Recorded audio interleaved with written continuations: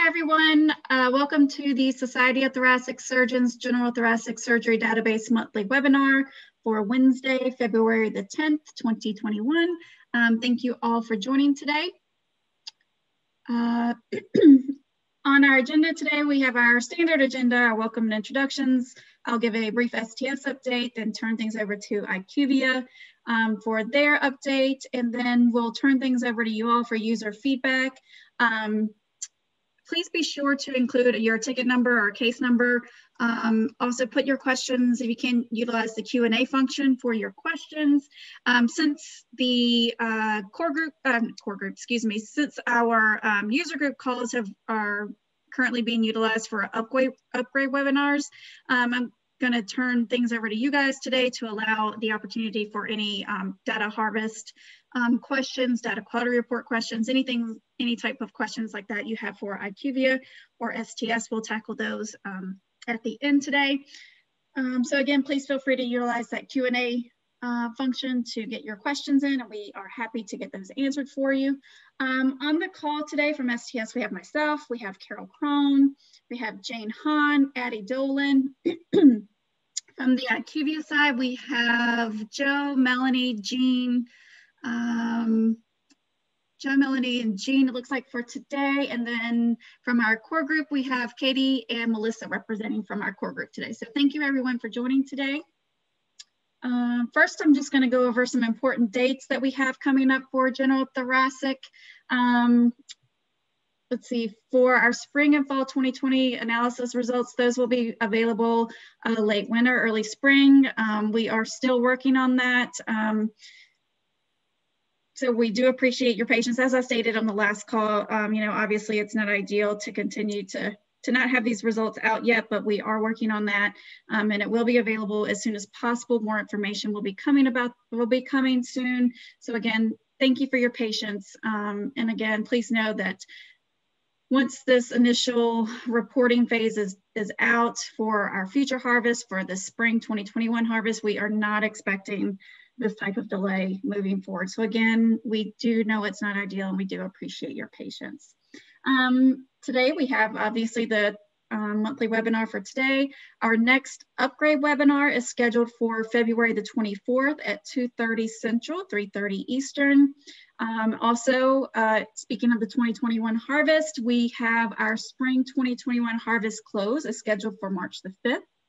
Our last day to opt out of that spring 2021 harvest is Tuesday, March the 9th. We also have our March monthly webinar is scheduled for March the 10th at 1:30 Central.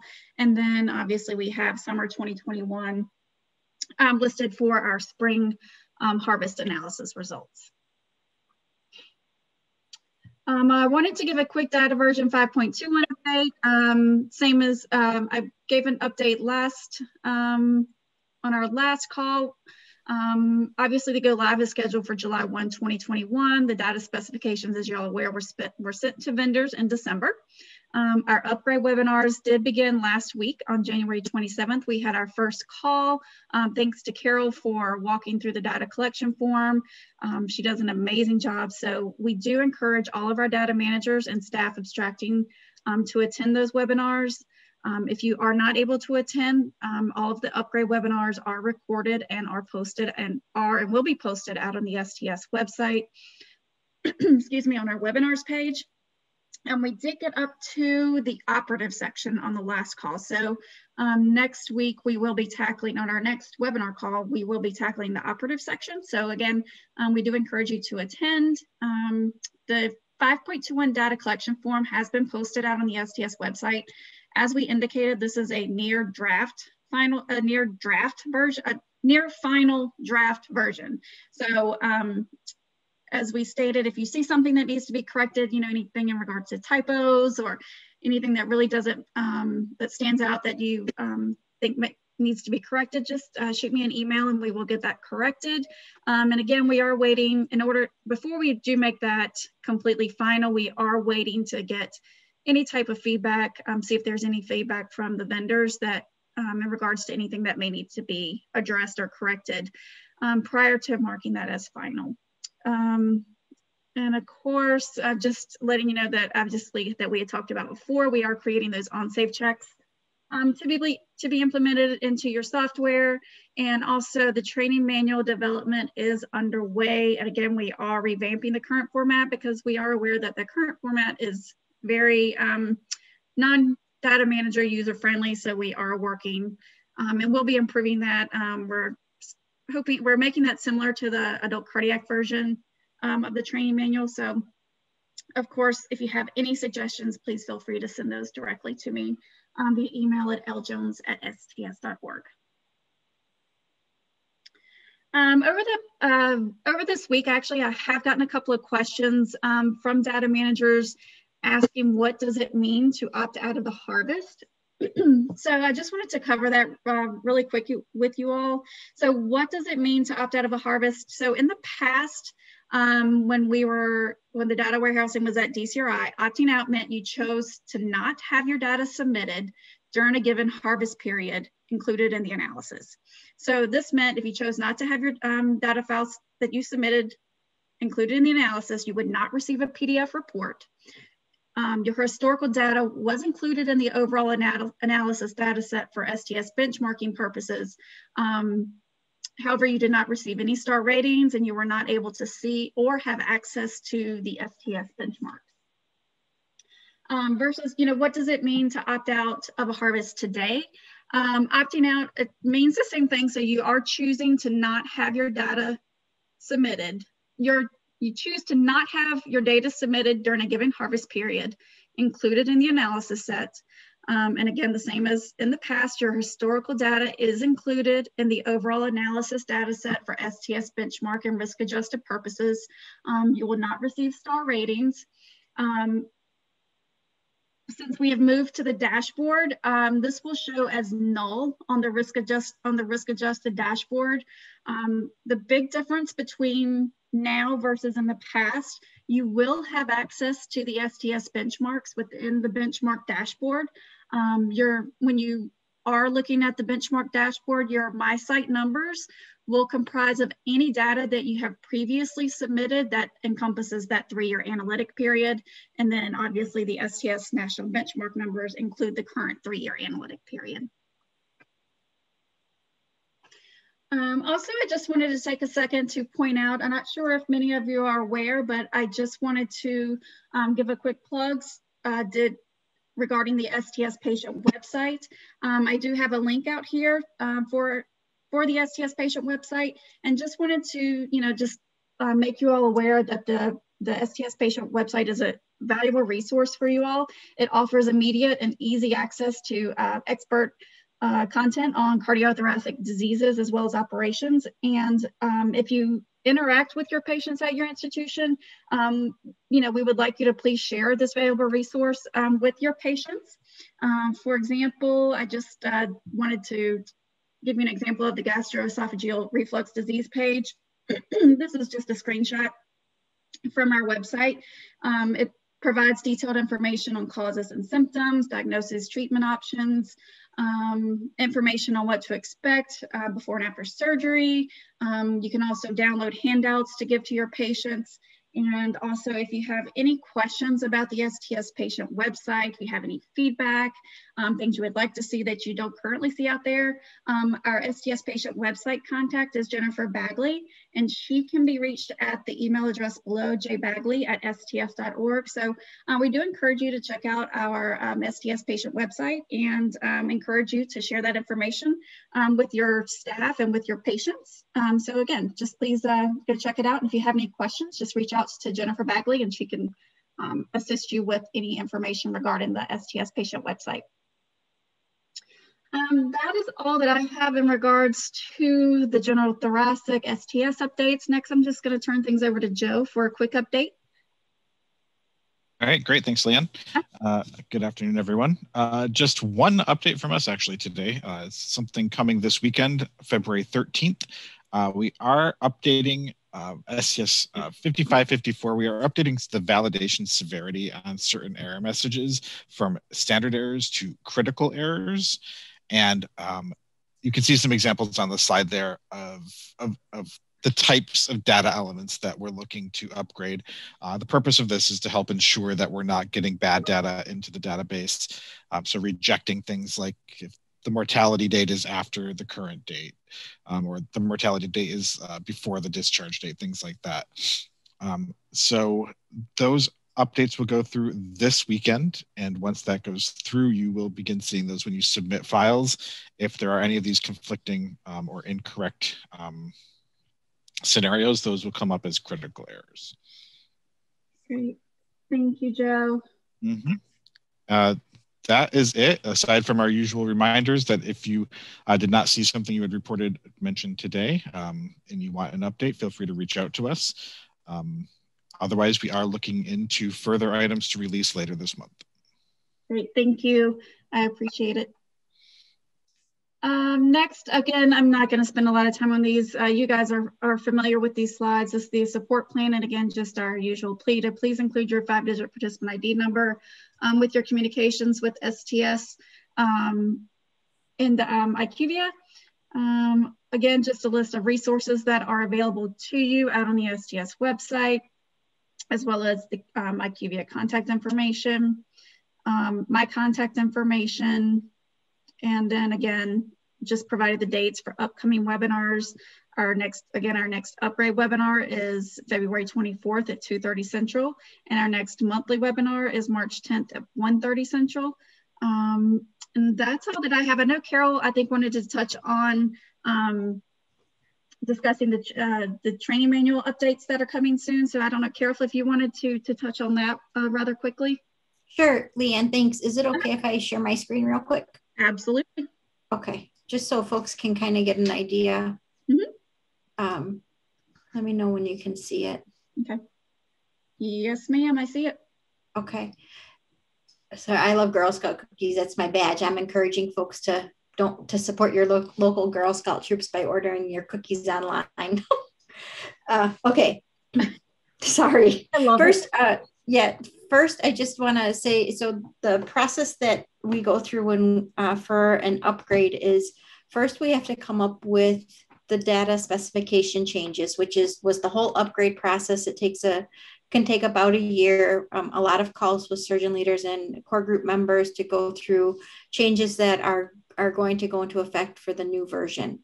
Then we take those changes, we put them in the DCF that is now posted, and we work with IQVIA on building the data specifications. The data specifications are built in an Access database, so the programming goes in there. Leanne and I worked on that. We had quite a few late nights going through that and making sure we had parent-child relationships correct. It's really a very it's the word I'm looking for. It's not the Access database is user-friendly, but it's not the format that you're used to seeing. It's a totally different type of programming outside of this. But what comes out of that Access database are the data specs that are sent over to the vendor. So hold on one second. So those data specs, they look like they're posted.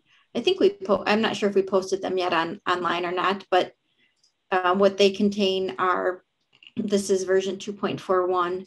What they contain is the logic to the fields, and it gives you the low and high ranges, what kind of formatting's in the field, and the vendors use this to build the fields and the requirements that go into each of those fields.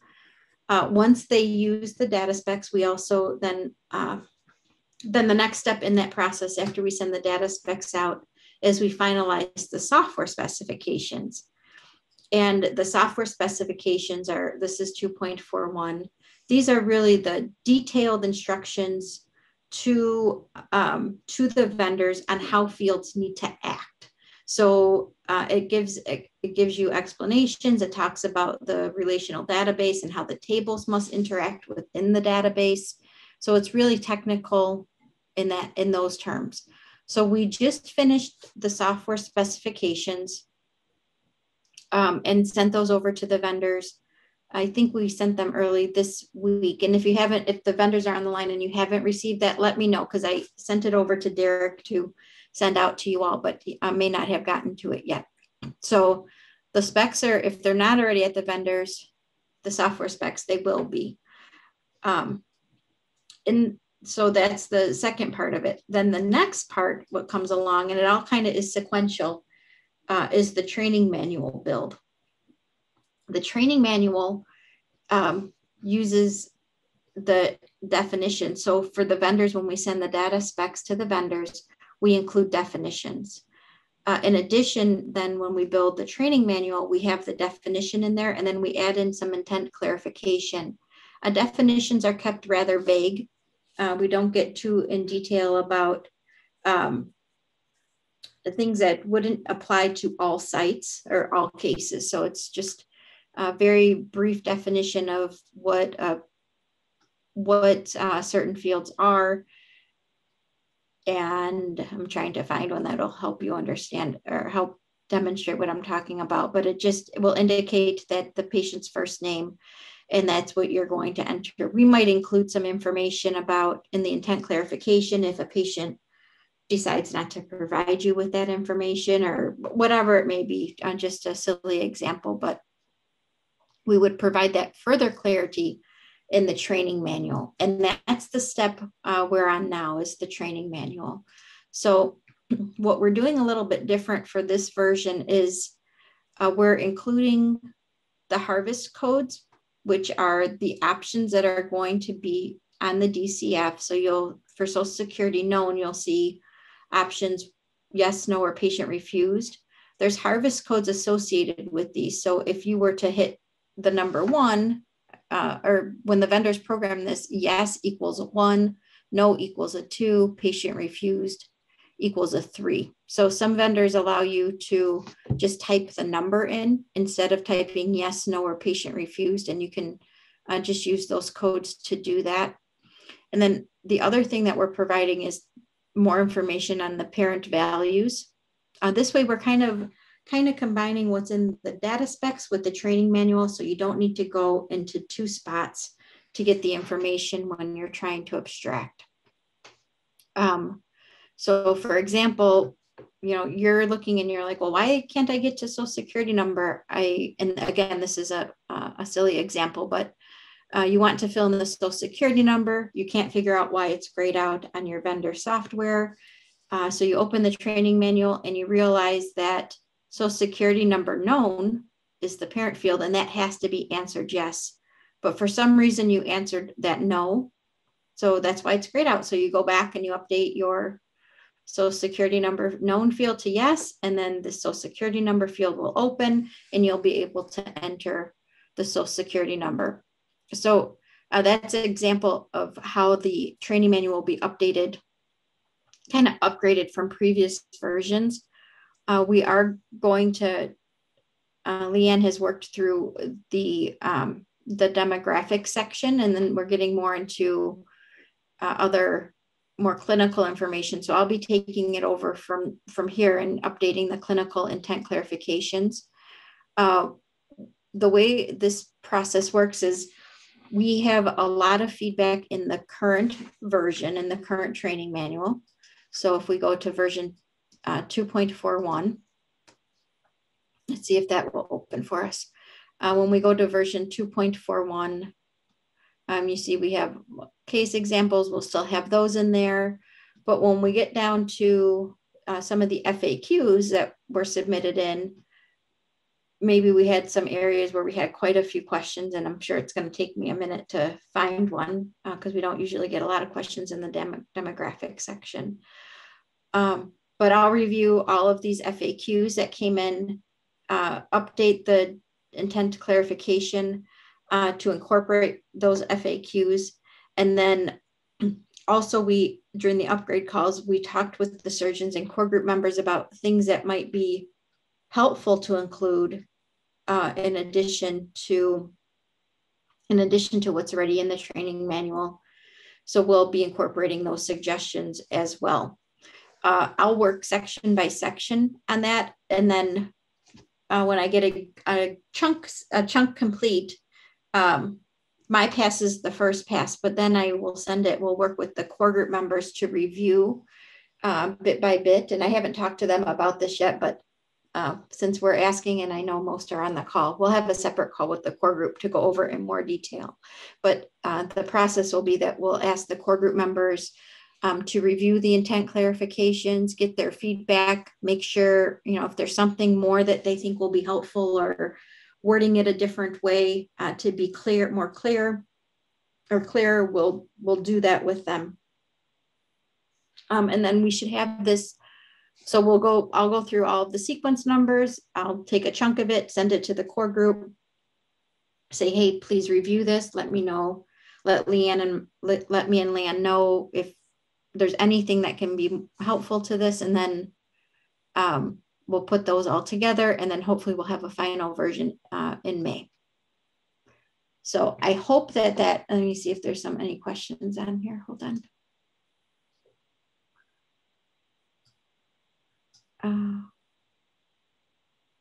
Okay, so Carmen says she hasn't received the software specs for 5.21. So I'll make sure that Derek sends, there's a link out. They're actually posted in the OneDrive link that was previously sent out for the vendors.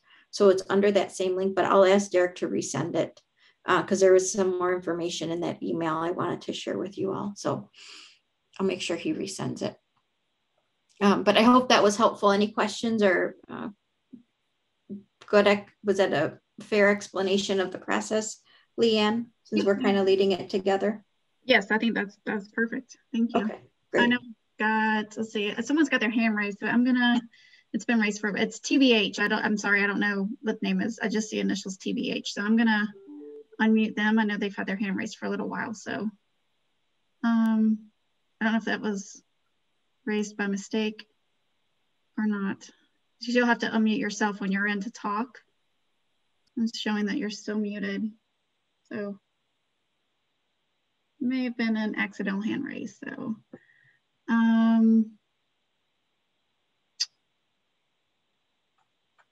let's see here. I know we have some questions coming in. I know some of these, and I know that some of these are clinical type questions. So also we do encourage you to please submit your questions via the FAQ, the clinical question submission form. I know there are quite a few questions sitting in there. The core group has our call this week. Actually, it's tomorrow. So if you are waiting to get your question answered, that is will be addressed tomorrow, and then I'll be getting responses back to you.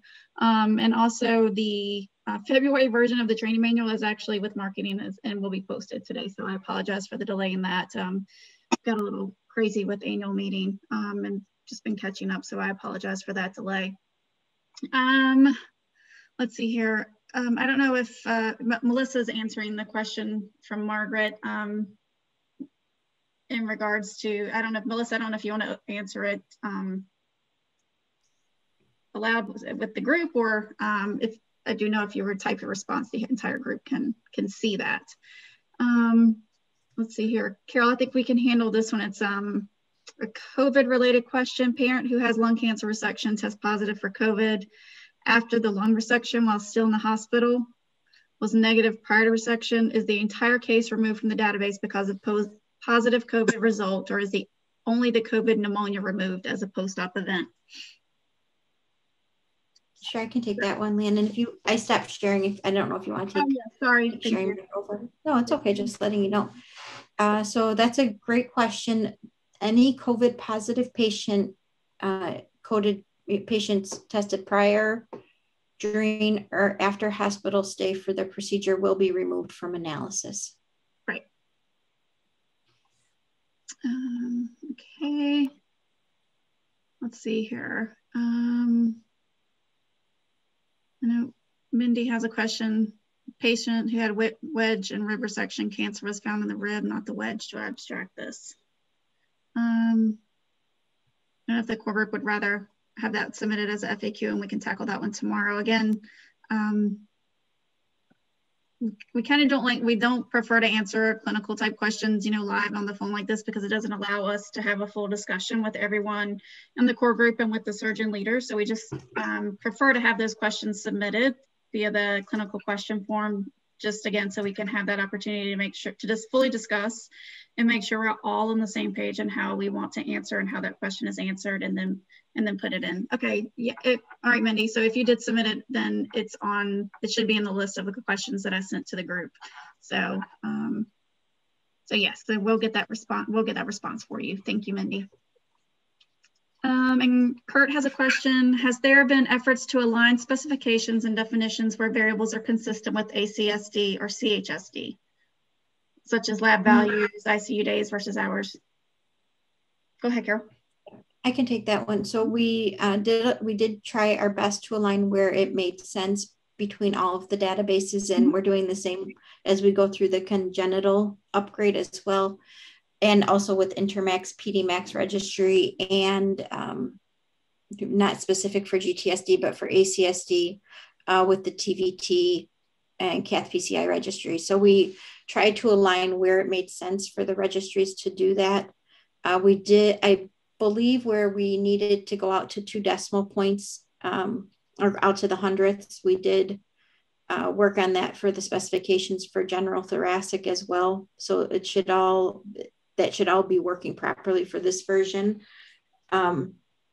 We tell the vendors when we specify it only out to the tenths for some of the high and low values, that actually includes values which are in between those 2 values, which could go out to the hundredths or thousands. So, but when we write the specifications, it isn't very clear that is what our intent was. So we did try our best to specify out to the hundredths where it made sense. Same thing with the definitions and the low and high values for some of the fields. We worked with Dr. Wormuth. I'm not sure if he's on this call or not, but Dr. Wormuth has been on the upgrades for adult cardiac and general thoracic, and now for congenital. So he was aware of our intent to align between the databases. So he was a big part of that as well. Yeah, exactly. Thank you, Carol. Mm-hmm. Let's see, I'm not seeing any additional questions. And of course, IQVIA is here. So if you have any questions related to your, the data quality report, the MBR, any dashboard question or dashboard functionality related questions, again, please feel free to put those in the Q&A or raise your hand. We're happy to answer your questions. Let's see here. Here's a question from Kelly. So if COVID patients are removed, then what will happen with the number of surgeries performed sections? The number will go down. Yeah, I don't know. Your denominator will go down.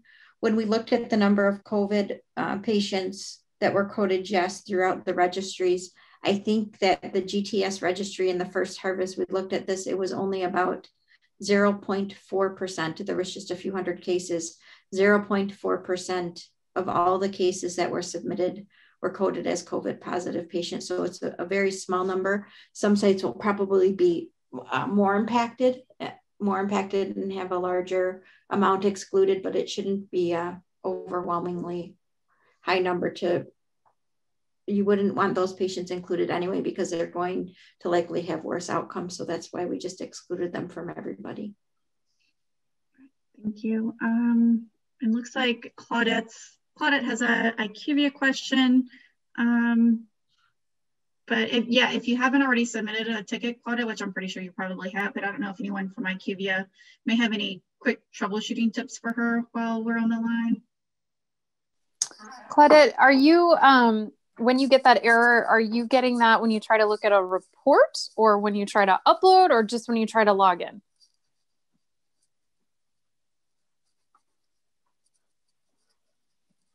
If you could maybe add that info, that would give us a better opportunity to try and help you with this particular situation. Yeah.